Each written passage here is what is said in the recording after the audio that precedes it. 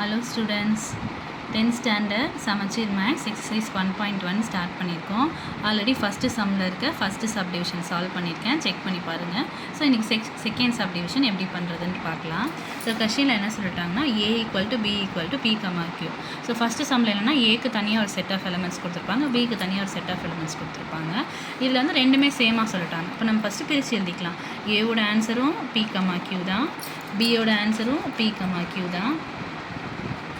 A = B = சொன்னதுனால தனித்தனியாக பிரித்து எழுதிக்கணும். ஃபஸ்ட்டு என்ன கண்டுபிடிக்கணும்? A × B. ஸோ A × Bனா ஃபஸ்ட்டு A எடுத்து எழுதிக்கணுமா? ஏவோட element P, Q cross B வந்த எலிமெண்ட் வந்து P × Q. So A × B பண்ண ஸ்டார்ட் பண்ணிடலாம். கர்லி ப்ராக்கெட் ஸ்டார்ட் பண்ணியாச்சு.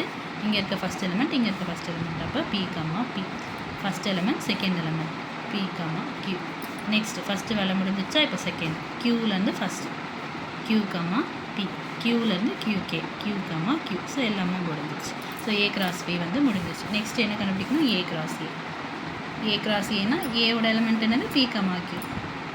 இது வந்து சேமாக தான் வரும், ஏன்னா எல்லாமே சேம்ன்றதுனால திரும்பி ஏவுமே P, Q தான். ஸோ திரும்பியும் ஃபஸ்ட்டு கர்லி ப்ராக்கெட் ஸ்டார்ட் பண்ணிக்கலாம். P, Q first, second P, Q second, first Q, P second Q, Q.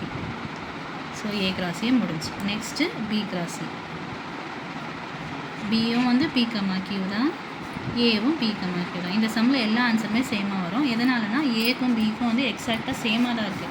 ஏவும் பியும் டிஃபர் ஆச்சுன்னா A × Bயோட ஆன்சரும் B × Aயோட ஆன்சரும் டிஃபர் ஆகும். இங்கே சேமாக இருக்கிறதுனால எக்ஸாக்டாக சேமாக தான் வரும். ஸோ சேம் பியும்